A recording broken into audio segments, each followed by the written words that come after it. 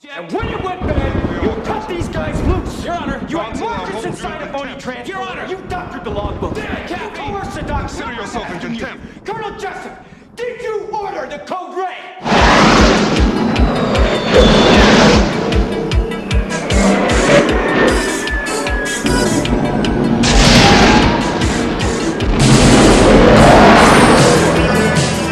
I'm gonna send you up against the best. Yes, sir. You two characters are going to Top Gun. For 5 weeks, you're gonna fly against the best fighter pilots in the world. You guys really are cowboys.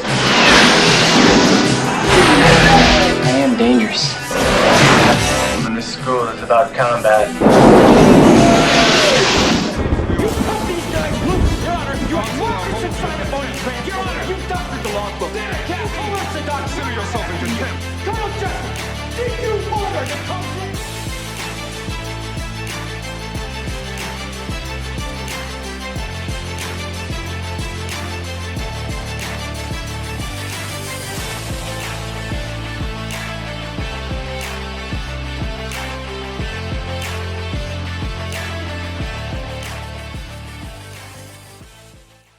Hi everyone, thank you for coming with us on a new series that is about people and life, and this is Mr. Ralph Ave with me in California, USA, and welcome Ralph to Singapore. Today is the 3rd of September 2021, it's 7:25 p.m. here.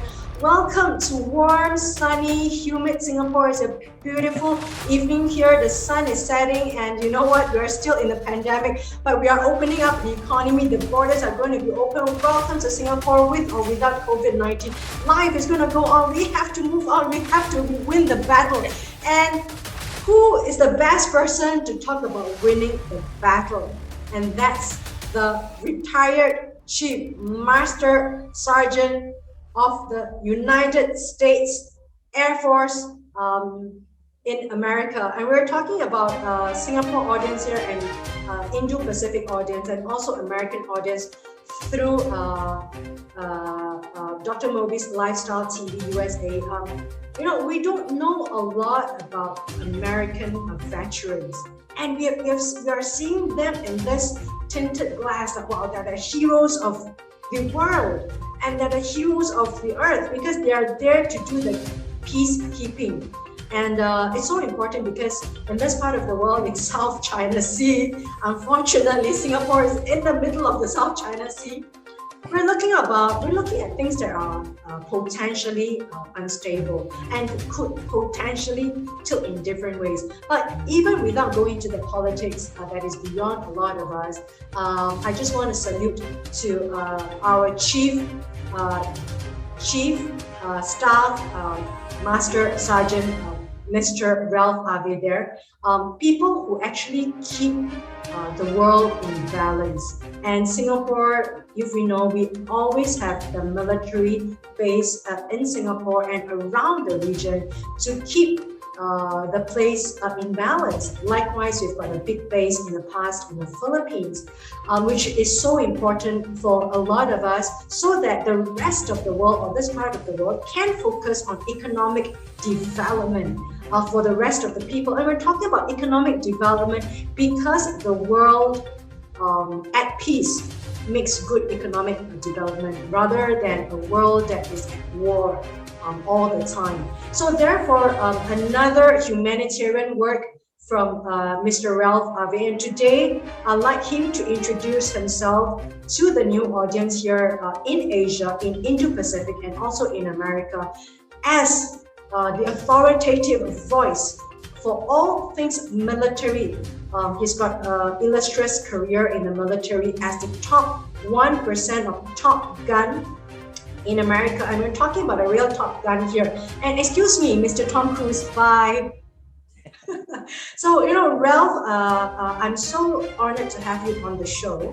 And for the next couple of series, we're going to have him talk about himself as he develops his career in the military, and some of these stories that are real, and some of these stories that changed him and changed his life path in the military. Ralph, would you like to say hello to everyone to Singapore?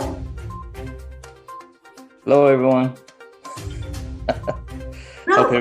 you are an author yourself, and you've written a book on the modest leader. Let's talk about your book. Where can we find it, and what's it about?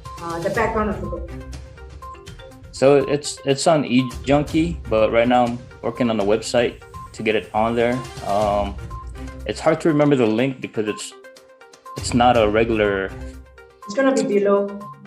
Yeah. So we'll put it down below. But it's just about being a modest leader, leading harmoniously, putting your people in front. I'm not saying put them in front of bullets, but putting them in front to shine, and just helping them develop their skills and helping them build their confidence. But I've always been in the background. Yeah, and Ralph, regarding your book, The Modest Leader, what oxymoron, right? In the context of, we're talking about American leadership in the world, and we're looking at Chief Master Sergeant there. The modest leader, what an oxymoron. There must be a lot of things we can take away from reading his book. And I'm very sure at the end of the book, it really justifies his word on the modest leader, his take on leadership from a different paradigm, from a different perspective. And you can get his book on the eJunkies. But without further ado, let's go into today's show with Ralph. Ralph, you've done an interview for my magazine, It's My Life, which is now launched as an e-book and e-magazine on Amazon Kindle, and you are being featured there. And ladies and gentlemen, you can go to Amazon and look for It's My Life, production by GDM Publications, and Ralph is actually featured there. And I asked him quite a lot of questions, but I would like him to retell some of these very important stories in his life who made him the man he is today. Some of these things are very important to us. Our turning points in our lives, things that made us change our worldview, things that made us have a new kind of philosophy, take a new perspective at life. For myself, definitely a lot of things has happened to me.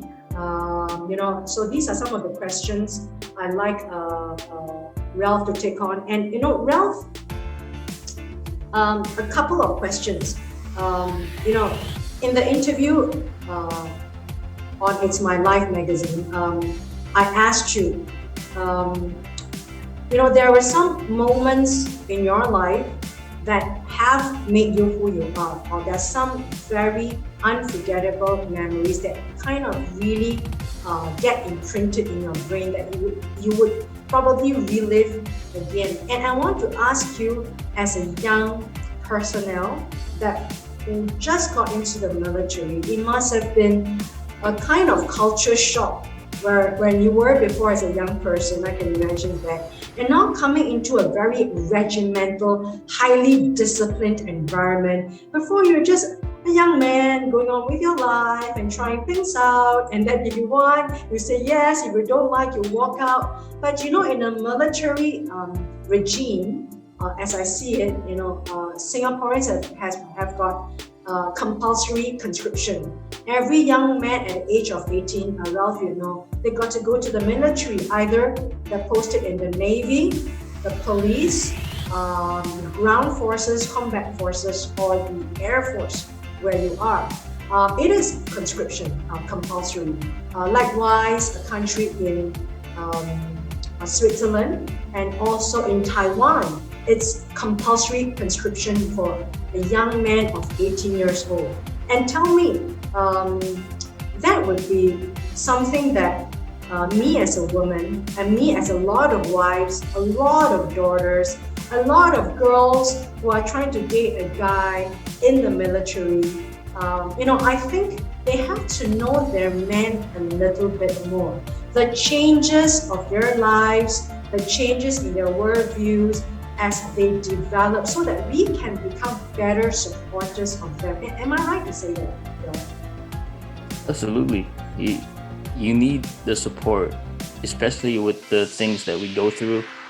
Some may have gone through worse than others, but still, you still need that support, because if that person's not good, then the mission's not good.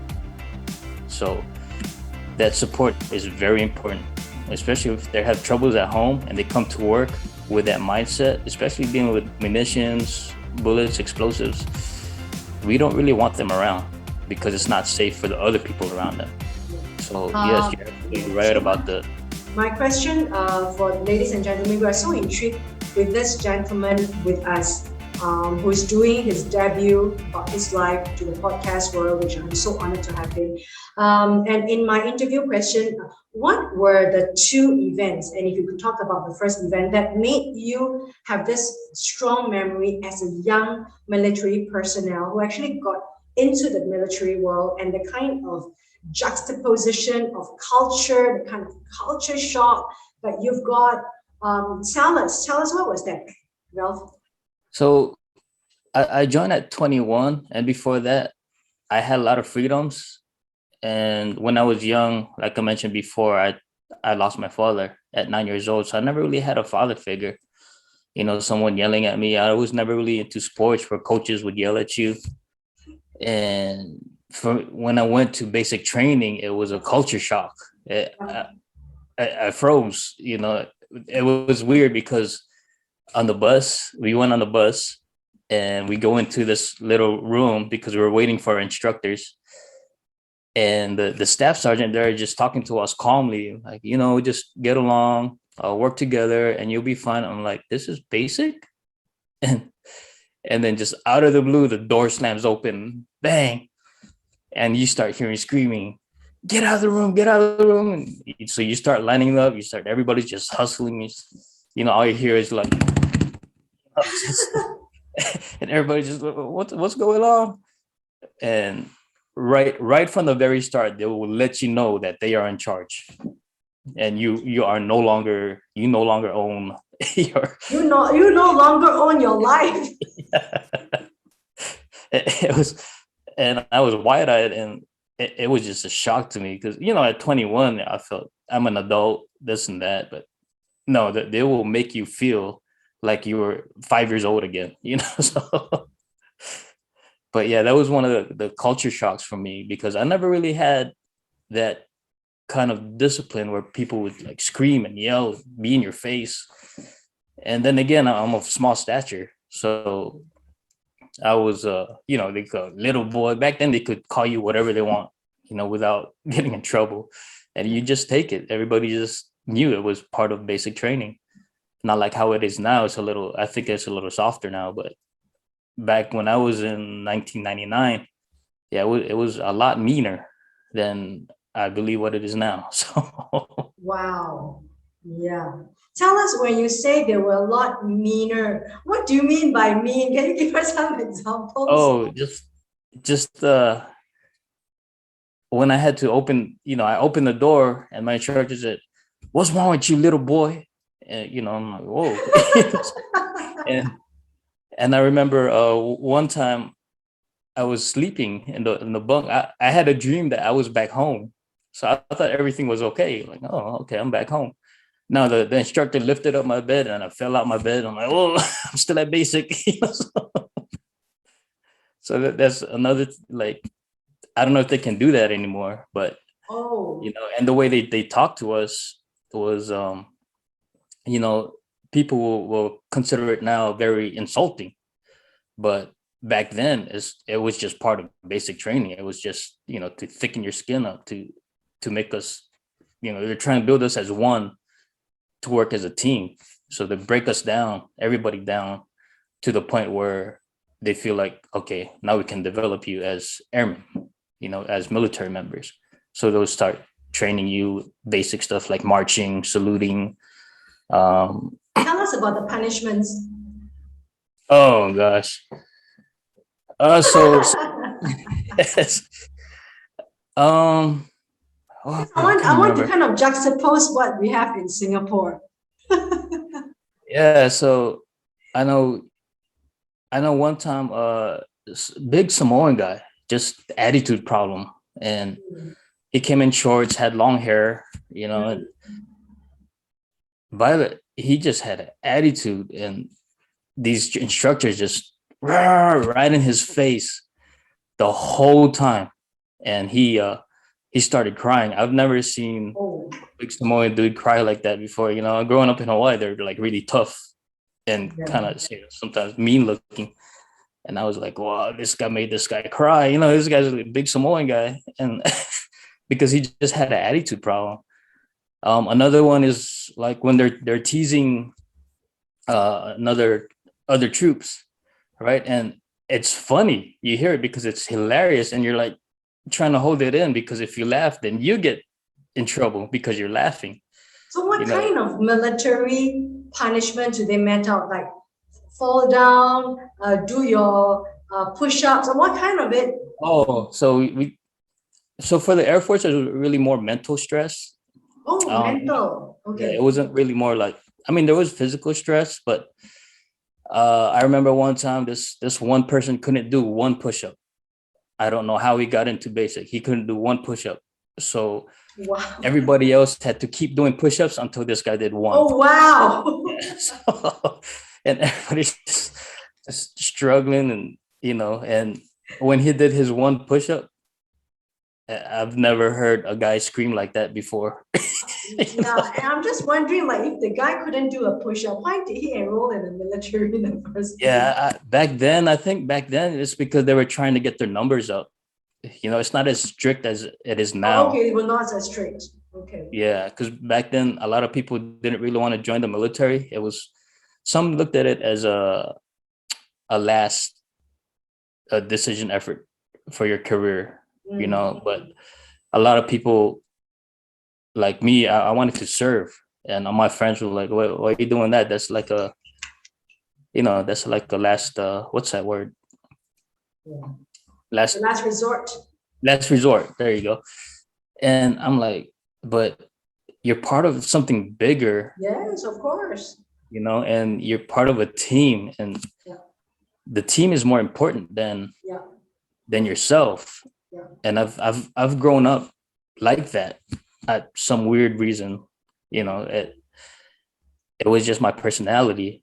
So it fit for me. And a lot of my friends that were in the Navy, Army, Marines, they said, if you ever join the military, go Air Force. I'm like, okay. So because I've seen their living conditions. I've seen, Air Force does have a better quality of life because they do treat their people better. Yeah. And a couple of questions. You also wrote that you were so thin-skinned, right? Because you came from a place whereby you were like your whole life as a civilian. I mean, we're talking about we're a civilian, right? We don't like something, we turn our backs, we walk out. But in the military, like what you say, you got a culture shock, and then people were screaming at you. Not only that, they are the big size guys, right? I mean, the big size Americans. We're talking about this big men. And did you feel intimidated? How long did it take? Because I do understand that you've got this culture shock. How long did it take for you to kind of normalize and accept that, like, hey, this is going to be my life? That's one thing. And also thinking, hey, did I make a wrong mistake when you got punished or something? I mean, tell us these two things that flash your mind. Yeah, so the thin skin part, I remember I made a decision for people to wear their boots, because to wear their running shoes in their uniform, because there was times where we were allowed to do that. Yeah. And when I went down to see the instructor, and I know from the very start, he could tell I was very thin-skinned from the very start. Yeah, because this guy was former special forces, so he was hard on everybody. And I rolled my eyes when he said, "What do you make them wear?" And I said, "Sir, I made them wear their rubber shoes because of what we had to go through today." And then when I rolled my eyes, he went like this, and then he backed off because he knew right then, like, I started getting thicker skin. So that's why he backed off. Yeah. And I didn't realize. Because, you're right. Because rolling the eyes could mean like 100 disrespectful things you're talking about. Yeah. But I guess at that point he realized that, okay, he got it. He's toughening up. He'll be all right, because before that I was just like, I was lost. I didn't know what to do. I was writing my name wrong. I mean, I was just all over the place. But no, he once he saw me do that, I'm like, oh no, here we go. Because I rolled my eyes and he held himself back, and he didn't really say anything. He just said, all right, go get the troops, get them ready for chow. I'm like, yes, sir. So, and I was like, that was weird. I rolled my eyes, and people who roll their eyes get chewed out. They get, but he let me go. So Wow. At that point, I realized, okay, I'm adjusting to this, but I was still homesick. I was still missing my family, my friends. I didn't adjust to the military until tech school. So it was after basic training. So I was still struggling. Because in Singapore, we've also got the basic training. We call the BMT, the basic military training, whereby this is about 3 months, and the guys are put into trenches, stay in the forest or the jungles. We don't have much of a jungle in Singapore. But they stay in there, and they got to live in the trenches, they got to dig. And of course, like what you say, things kind of diluted itself along the timeline, because it kind of becomes easier for the future generations. Earlier on, it was like so tough. But these 3 months, right, a lot of guys, after they came out of it, because it's compulsory in Singapore, they become a different person when you get to meet them. Like my brother, who got in, and then when he got in, my mom has to wave goodbye and kind of crying, trying to hold, because we know that number one, we can't run away, it's compulsory. Number two, it's been known to be like so tough on the boys, because before that they're like going in at 17 or 18, the young boy, young guy, still with their hair, but the first day they got to be shaven, and then I do remember kind of like teary-eyed my mom when my brother got off the car to say goodbye. But I'm just thinking, they're still in Singapore anyway, but in the minds of the people, this is a really tough time. We call it a BMT. Is that way how rough it is in America? I wouldn't say rough, but I think when I went through, we did about 3 days of in the woods. We did some of that, but I'd say it was a lot meaner. I would say that, because now they're doing a one week course. They call it a warriors course, I believe now. So they do a 1 week of combat training. Because back when I was in it, we only did like maybe 3 or 4 days of combat training, and we had to do it was a hike that we had to have our rucksack on us, and I forgot, it was 18 miles maybe. We had to do that hike. And also with a full pack, right? And how heavy is that pack? It depends what you had in there. So I believe mine was about 60 to 70. So, and back then I was only 120 pounds. Yeah, I was only 120 pounds back then. Yeah, that was like half your weight. Yeah, so it was a struggle, but you just have that fortitude, like, I can't quit. I'm towards the end, because once you reach the end, you'll be called an airman once you reach that end, so in everybody's head, we're just trying to support each other, like, keep going, keep pushing, and there's a lot of times you just want to like stop, but if you stop, no, it's not going to be a good environment for you if you stop. So everybody just be punished, right? Yeah. So everybody just kept charging on, and we had to keep a distance. And so we had, the weak ones and the strong ones, and we we just had to adjust our abilities to make sure we keep that distance, so to show that we can work as a team. But yeah, that was one of the harder parts of our basic training. And like I said, it was more like mental stress for the Air Force. Mental stress. Because what's the Air Force primary duties is taking care of the aircraft. If you're not detailed with your aircraft responsibilities, that can be catastrophic when it goes up in the air. So they look at it that way. They look at so that's why you always hear attention to detail. So if we had one thing wrong in our locker, just one small thing, they would wipe the whole locker away, and you have to restart again. Yeah, so it was that kind of stress. And we did our physical stuff, our push-ups, our sit-ups, our runs. We did all that, but it wasn't like drop down and give me 20. It was nothing like in the movies, right? Yes. Yeah. I mean, the movies is like the real, and that was in the movies is like it's quite divergent, right? Yeah. So in the movies, there's some truth to it because other branches did that. They call it I think the Army calls it getting smoked. Yeah. As they say, drop and give me 20, drop and give me 50. The Air Force side was more, you make a mistake, they'll just mess everything up, and then you got to redo it again. It just even one small thing, like a little string on your uniform. Wow. Mess up the whole locker, and you got to start over again. So yeah. So Ralph, actually, the philosophy behind that. I would think that it's all about really keeping everything intact and in line in the military, because when you are actually preparing that mindset and that perfectionism for war, am I right that you can't be out of line in a real war zone? Am I right there? Oh, absolutely. Because if you can't load the gun correctly, why do I want to be next to you? Yeah, exactly. So tell us, like, you took like your BMT those times, and then you realized that you lost control. As a young civilian person, now that you're inside the regime that you're in, you don't own your life anymore. Have you ever thought of like, what did I do to myself? The very first day. Why did I sign up for this? Did it ever occur to you that?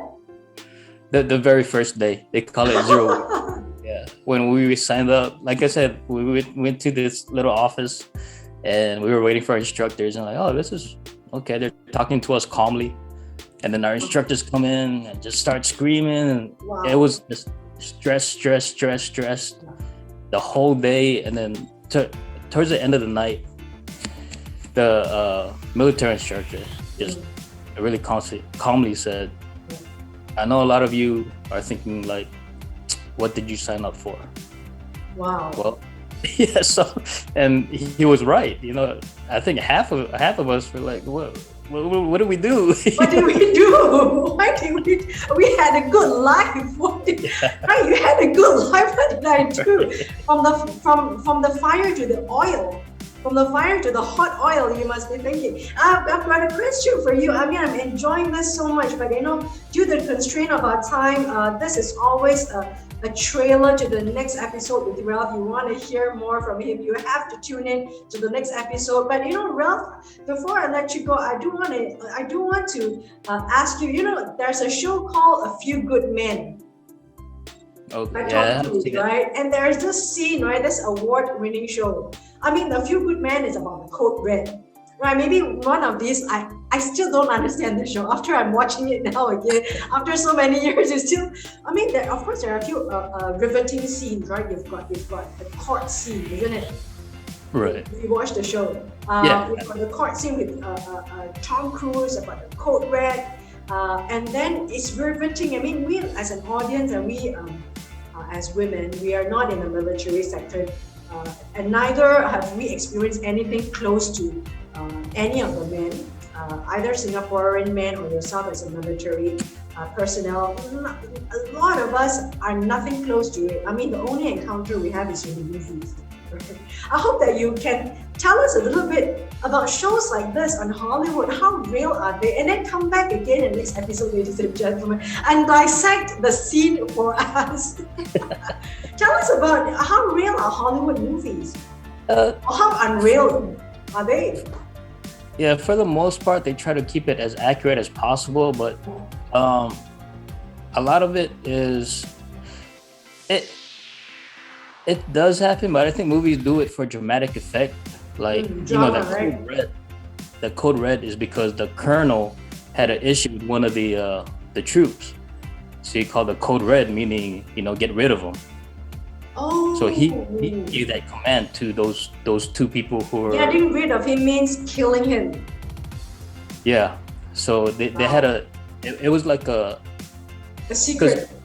Yeah, so some units would have like a secret code talk type thing, so and in that movie, I guess they had their little bubble, and they had when he said code red because he had an issue with one of those troops. That's what he meant. So he ordered them to get rid of that person. Oh wow. I mean, it's a big deal. I mean, number one, you're killing one of your own. Yeah. Right? And it's coming from your in colonel. peacetime, yeah. Okay, now I understand why Korea is after watching the show many times, because no one is able to explain. You know what? This is a good show, ladies and gentlemen. We've got such a wonderful session with Mr. Ralph Ave there, and we'll ask him to dissect. From me, I mean, I just want to know the truth. I mean, it's like, am I being lied by Tom Cruise? I mean, is he the true, I would say the real McCoy? Is he the true Top Gun, or is Mr. Ralph Ave here the true Top Gun? Ladies and gentlemen, I would urge for you to share this show, to tune in with me to Mr. Ralph Ave. His very riveting stories about his time as a young recruit, and the first day when he got into the office, he and the rest of his compatriots were thinking, what did we do? I thought we had a good life. What did we sign up for? Nobody hold a gun to my head. What did I do? I believe these are some of the things that you could relieve again in your memory, but they're so real to you, right, Ralph? Oh, they're very vivid. I still remember the first day I went to basic training.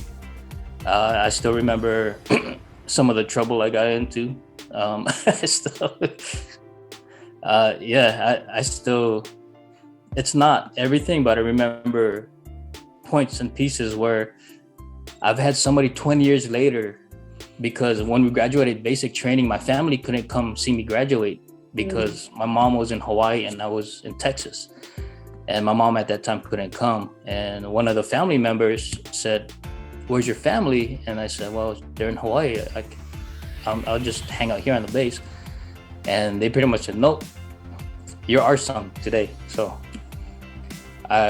they took me under their wing, took me out. We got to go sightseeing after our graduate basic training. And then 20 years later, one of the guys I graduated with, he made the same rank too. He's also a chief master sergeant. And he got in touch with me. He said, are you Ralph Ave from the 331st flight? Yeah. And I said, yeah. And I said, what's this for? He said, oh, don't worry, you don't owe me money. My family took you out during the graduation. Wow. And then it clicked. I remembered every detail of that day, how they took me in, how his dad said I was in finance or administration for 20 years, because he was in the Air Force too, so he kind of followed his dad's footsteps. And I'm still in touch with the mom, Ruth.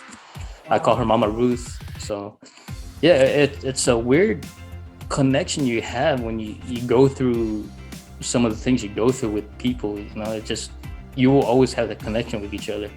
And I'm so appreciative of them, because if they weren't there, I would have been stuck on base. Yeah, and this is a time for you to say your tribute to. So, ladies and gentlemen, a wonderful session with Mr. Ralph Ave. He's sharing with us, I should say, some of his very vivid memories. And down the line, we're going to have a lot of gut-wrenching stories as I'm going to ask him more and more. And this is just going to be the preview of what's going to come. And if you want to stick around, which you have to stick around to hear more real military stories, you have to be here. People and Life with Mr. Ralph Ave. Thank you, Mr. Ralph Ave, and would like to give you a big salute and also a round of applause. A civilian way. Thank you. Would you like to say goodbye for the next 10 seconds? Anything you would like to share? Yeah, no, I appreciate anybody that's watching this episode. Thank you for staying in tune. Hopefully you continue to stay with us through this series. I appreciate your time. Thank you so much, Ralph. And from me to you, Singapore, a wonderful place, always open, always welcoming to foreigners, always opening and welcoming to the rest of the world. And I welcome you and your family to visit us very soon as the pandemic, I hope that is coming to an end as we all crawl together to the end of the pandemic. Thank you, Ralph, and thank you, ladies and gentlemen. Please join us again, People and Life with Mr. Ralph Ave, the Chief Master Sergeant of the United States Air Force. Thank you, sir. And when it went bad, you cut these guys loose. Your Honor, you had markers inside a phony trans. Your Honor, you doctored the logbook. You coerced the doc. Consider yourself in contempt. Colonel Jessup, did you order the code red?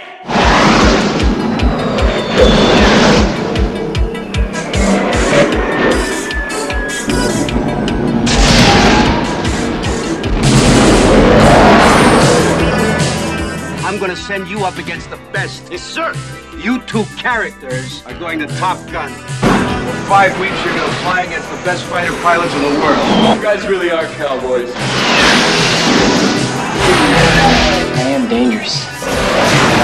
And this school is about combat. You cut these guys loose. Your Honor, you had markers inside a phony trans. Your Honor, you doctored the logbook. You coerced the doc. Consider yourself in contempt. Colonel Jessup,